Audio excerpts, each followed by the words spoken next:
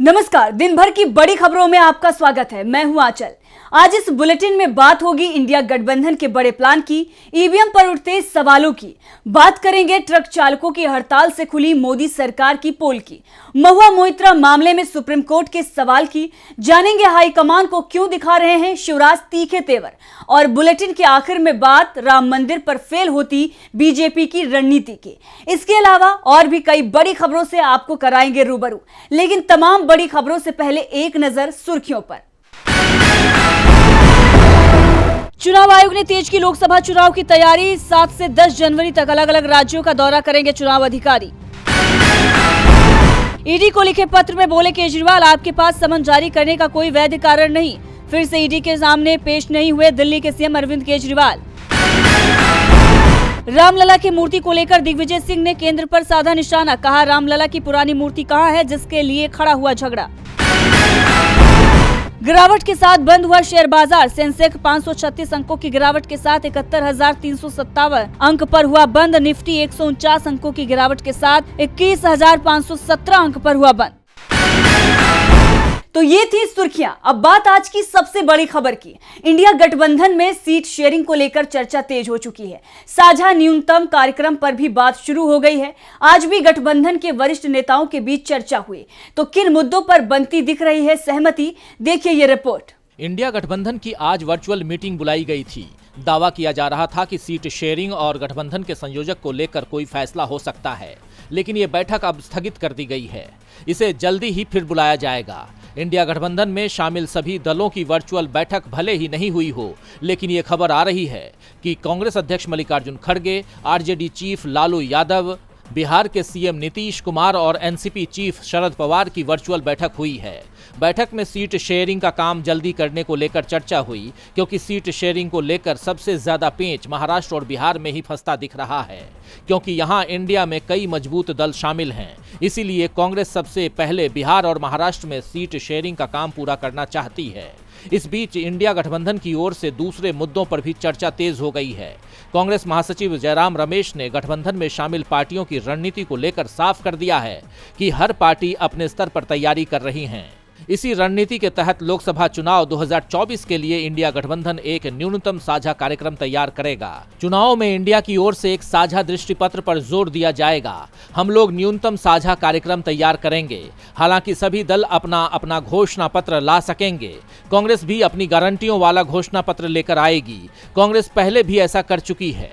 UPA सरकार के समय साझा कार्यक्रम तय किया गया था और जो योजनाएं 2004 के बाद लागू की गई थीं, उनका लाभ आज भी देश को मिल रहा है। इस बीच सीट शेयरिंग को लेकर कांग्रेस की ओर से संकेत दिए गए हैं कि जिन सीटों पर पार्टी 2019 में पहले या दूसरे स्थान पर रही थी, उन्हीं सीटों पर वो दावेदारी पेश करेगी।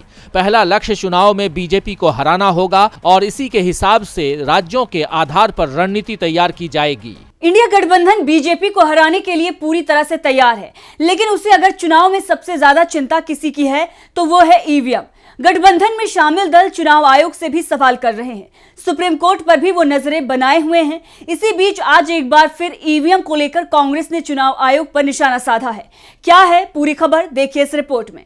लोकसभा चुनाव में अब कुछ ही वक्त बचा है, लेकिन उससे पहले देश में सियासी पारा चढ़ गया है। लोकसभा चुनाव में इंडिया गठबंधन के सभी दल मोदी सरकार को सत्ता से हटाने की तैयारी में लगे हैं और इसके साथ ही इंडिया गठबंधन के लिए ईवीएम भी एक बड़ा मुद्दा दिखाई देता है, क्योंकि ईवीएम से चुनाव हुए तो इंडिया गठबंधन को फिर से धांधली का डर है। आपको बता दें कि 2 जनवरी को एक बार फिर इंडिया गठबंधन के दलों ने चुनाव आयोग को चिट्ठी लिखकर मिलने का समय मांगा है। कांग्रेस महासचिव जयराम रमेश ने कहा कि हमारी बार बार मांग के बावजूद चुनाव आयोग इंडिया गठबंधन के साथ बैठक करने को तैयार नहीं है। हमारे 3-4 प्रतिनिधि कुछ देर की मुलाकात करना चाहते हैं, जिससे वो अपनी बात चुनाव आयोग के सामने रख सके। वहीं इससे पहले इंडियन ओवरसीज कांग्रेस के अध्यक्ष सैम पित्रोदा ने तो यहां तक कह दिया कि बैलेट से चुनाव में बीजेपी हार जाएगी और ईवीएम से चुनाव हुए तो वे 400 सीटें भी ले सकती है। ईवीएम को लेकर कांग्रेस समेत पूरा विपक्ष चुनाव आयोग से लगातार सवाल कर रहा है। इसी कड़ी में एक बार फिर एमपी के पूर्व सीएम दिग्विजय सिंह ने ईवीएम को लेकर चुनाव आयोग पर सवाल उठाया है।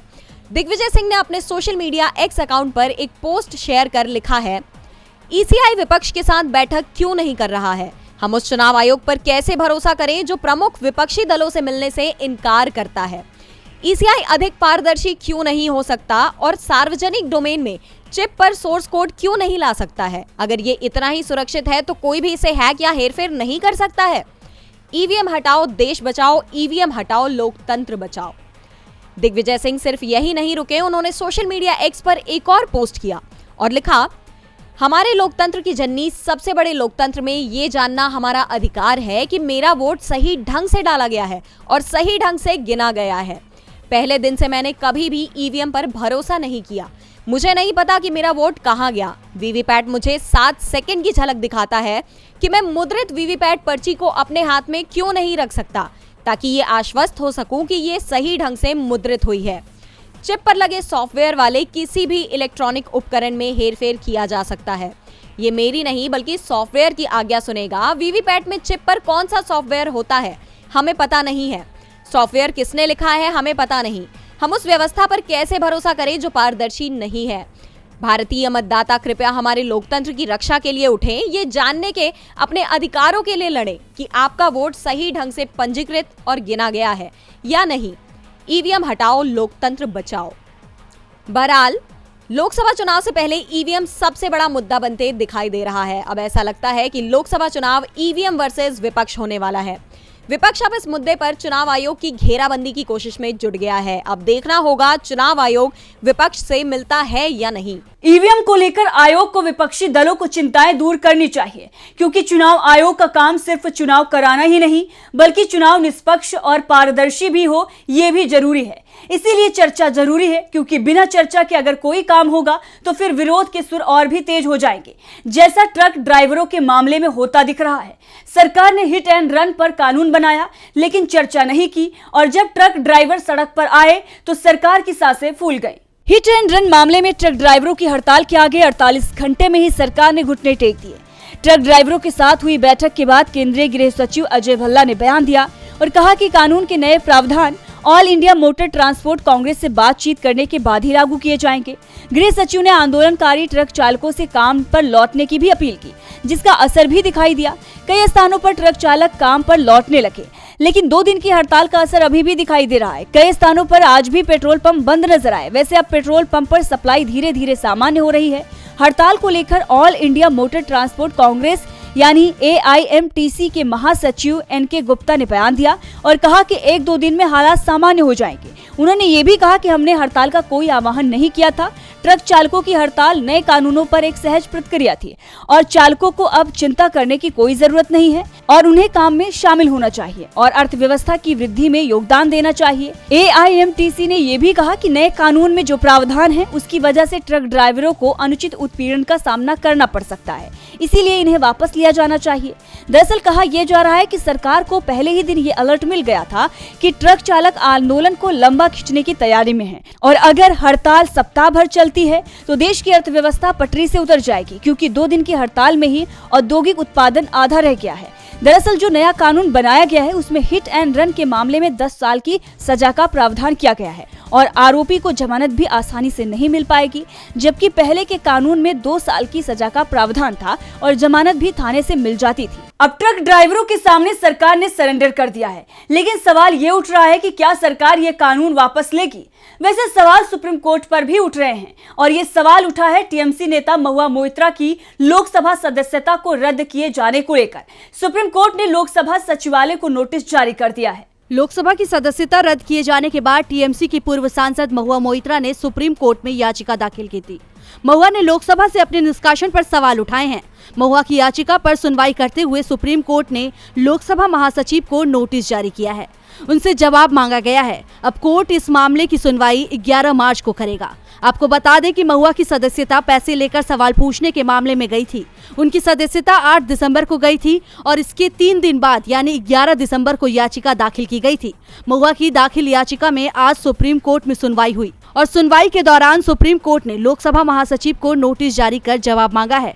महासचिव को 2 हफ्ते में जवाब देने को कहा गया है। सुनवाई के दौरान महुआ मोइत्रा की ओर से दलील देते हुए वकील अभिषेक मनु सिंघवी ने कहा, सिर्फ एक आधार पर महुआ की सदस्यता रद्द कर दी गई है।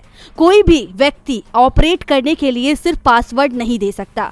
उनको पासवर्ड शेयर करने के खिलाफ किसी भी नियम के बिना निष्कासित किया गया है। लागू नियम हैकिंग से संबंधित है। वकील अभिषेक मनु सिंघवी ने कहा कि उन्हें केवल अपनी लॉगिंग आईडी शेयर करने की वजह से निष्कासित किया गया है। मोइत्रा ने अपनी याचिका में लोकसभा की आचार समिति पर पर्याप्त सबूत के बिना फैसले लेने और मनमानी का आरोप लगाया है। अब देखना होगा कि अगली सुनवाई पर सुप्रीम कोर्ट का रुख क्या होता है। महुआ को राहत मिलेगी या नहीं, ये सुप्रीम कोर्ट के फैसले से तय हो जाएगा। लेकिन विधानसभा चुनाव के बाद भी मध्य प्रदेश में बीजेपी को राहत मिलते नहीं दिख रही है। सीएम नहीं बनाए जाने के बाद से शिवराज सिंह चौहान के तेवर लगातार बीजेपी हाईकमान को डरा रहे हैं, खासतौर पर मामा की छवि। और अब शिवराज ने अपने घर को मामा का घर घोषित कर दिया है। इसके साथ ही शिवराज ने एक और बात कही है, देखिए इस रिपोर्ट में। अभी वनवास मिला हुआ है, पहले भी होता रहा है। राज तिलक की जगह लोगों को वनवास मिला है। शिवराज सिंह चौहान खुद ने ये बयान लाडली बहनों के बीच दिया। दरअसल एमपी विधानसभा चुनाव में इस बार बीजेपी को बड़ी जीत मिली थी, लेकिन बीजेपी हाईकमान ने शिवराज को सीएम नहीं बनाया। उनकी जगह मोहन यादव को सीएम बना दिया गया। हालांकि शिवराज इस निर्णय से खुश नहीं थे, लेकिन उन्होंने हाईकमान के खिलाफ बगावत भी नहीं की।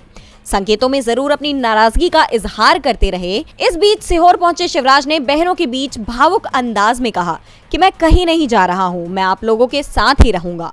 कई बार राज तिलक होते होते वनवास भी हो जाता है, लेकिन कहीं ना कहीं किसी उद्देश्य की पूर्ति के लिए होता है। साफ है, शिवराज ने ये भी संकेत दे दिए कि वनवास के बाद फिर से राज तिलक हो सकता है। इस समय बीजेपी के अंदर राम मंदिर को लेकर जबरदस्त उत्साह दिखाई दे रहा है और राम को भी राज तिलक से पहले वनवास दिया गया था। ऐसे में शिवराज के बयान से साफ संकेत मिल रहे हैं कि उन्होंने अभी भी उम्मीदें नहीं छोड़ी हैं। जिसके बाद ये भी कहा जा रहा है कि लोकसभा चुनावों में अगर एमपी में बीजेपी का प्रदर्शन अच्छा नहीं रहता तो फिर हाईकमान को शिवराज के नाम पर विचार करना पड़ सकता है। ऐसे में सवाल उठ रहे हैं कि क्या शिवराज ने वनवास के नाम पर हाईकमान को सीधे चुनौती दे दी है? क्या उनके मुख्यमंत्री के तौर पर फिर वापसी होगी? वनवास के बाद श्री राम ने गद्दी संभाली थी, तो क्या एक बार फिर शिवराज का होगा राज तिलक? मध्य प्रदेश में शिवराज के तेवर बीजेपी को परेशान कर रहे हैं, तो हरियाणा में कांग्रेस की रणनीति में वो फंसती दिखाई दे रही है। हरियाणा में इस साल के आखिर में चुनाव होने वाले हैं, लेकिन राज्य के जो राजनीतिक हालात हैं वो कुछ और ही बता रहे हैं। चुनाव जल्द होने वाले हैं, इसे लेकर कांग्रेस ने भी तैयारियां तेज कर दी हैं। तो क्या है हरियाणा विधानसभा चुनाव के लिए कांग्रेस का प्लान, देखिए इस रिपोर्ट में। हरियाणा में लोकसभा चुनाव के साथ ही विधानसभा चुनाव भी हो सकते हैं। इसे लेकर पहले से ही सुगबुगाहट चल रही है। वैसे तो हरियाणा में अक्टूबर में चुनाव होने हैं, लेकिन राज्य में जो राजनीतिक हालात हैं उसमें चुनाव समय से पहले कराए जाएंगे, ये तय माना जा रहा है। संकेत साफ मिल रहे हैं, लोकसभा चुनाव से पहले राज्य में बीजेपी और जेजेपी के बीच चल रहा गठबंधन टूट जाएगा। ऐसे में सत्ताधारी दल तो चुनाव की तैयारी में जुटा हुआ है, तो विपक्षी दल कांग्रेस ने भी तैयारियां तेज कर दी हैं। पार्टी ने जिस तरह से कर्नाटक और तेलंगाना विधानसभा चुनावों में जनता को गारंटी दी और उसे पूरा भी किया, उसी तरह से हरियाणा की जनता को भी पार्टी की ओर से कई गारंटियां दी जा रही हैं। हरियाणा के पूर्व सीएम भूपेंद्र सिंह हुड्डा ने नूह में पार्टी के कार्यक्रम में कार्यकर्ताओं से कहा कि वो कार्यक्रम के वादों को घर घर पहुंचाएंगे। इस सम्मेलन में भूपेंद्र सिंह हुड्डा ने ऐलान किया कि प्रदेश में कांग्रेस की सरकार बनने पर हरियाणा वासियों को 300 यूनिट मुफ्त बिजली दी जाएगी। इसके अलावा 500 रुपए में गैस सिलेंडर और वृद्धावस्था पेंशन के लिए 6000 रुपए महीने दिए जाएंगे। पहलवानों के मुद्दे पर उन्होंने कहा कि कांग्रेस सरकार डीएसपी जैसे पदों पर खिलाड़ियों की नियुक्ति करेगी। साफ है, कांग्रेस ने भी अब अपनी तैयारियां तेज कर दी है। और बुलेटिन के आखिर में बात राम मंदिर पर बीजेपी की बढ़ती परेशानी की। साल 2024 में होने वाले लोकसभा चुनाव में अब ज्यादा वक्त नहीं बचा है। ऐसे में इस चुनावी माहौल के बीच पहले बीजेपी की ओर से राम मंदिर को खूब भुनाने की कोशिश हो रही है, लेकिन बीजेपी का दांव सफल नहीं होते दिख रहा है। ऐसे में मोदी सरकार ऐसा फैसला लेने वाली है जिससे चुनाव में ध्रुवीकरण कराने में बीजेपी को फायदा मिल सके। लोकसभा चुनाव में अब महज चंद महीनों का वक्त बचा है। चुनाव को लेकर बीजेपी, कांग्रेस समेत तमाम दलों ने तैयारियां तेज कर दी हैं। इसी कड़ी में बीजेपी ने कई मुद्दों के साथ साथ नागरिकता संशोधन अधिनियम यानी सीए को उठाने की तैयारी शुरू कर दी है। राम मंदिर के बाद अब सीएए लागू होने की सुगबुगाहट तेज हो गई है। माना यह जा रहा है कि इस साल कभी भी इस कानून को लागू किया जा सकता है। गृह मंत्री अमित शाह ने भी बंगाल की धरती से 2 बार इस कानून को लागू करने की बात कर दी है। सीएए के लिए नियमों का नोटिफिकेशन लोकसभा चुनाव के ऐलान से काफी पहले ही जारी कर दिए जाएंगे। अब स्वाभाविक है कि सीएए लागू हुआ तो ये लोकसभा चुनाव का बड़ा मुद्दा बनेगा। बीजेपी इसे अपने पक्ष में भुनाने का भरपूर प्रयास करेगी। वहीं विपक्ष का सीएए को लेकर साफ कहना है कि बीजेपी का राम मंदिर का मुद्दा नहीं चला, इसीलिए बीजेपी सीएए के जरिए ध्रुवीकरण करने की सोच रही है और लोकसभा चुनाव से पहले सीएए सीधे बीजेपी की मानसिकता को दिखाता है। अब आपको बता दें कि गृह मंत्रालय की तरफ से नियम तैयार होने की बात कहे जाने पर सीपीआईएम प्रमुख सीताराम येचुरी ने बयान दिया और कहा कि अब बिल्कुल साफ हो चुका है कि इस कानून को लागू किए जाने का मकसद पूरी तरह राजनीतिक है।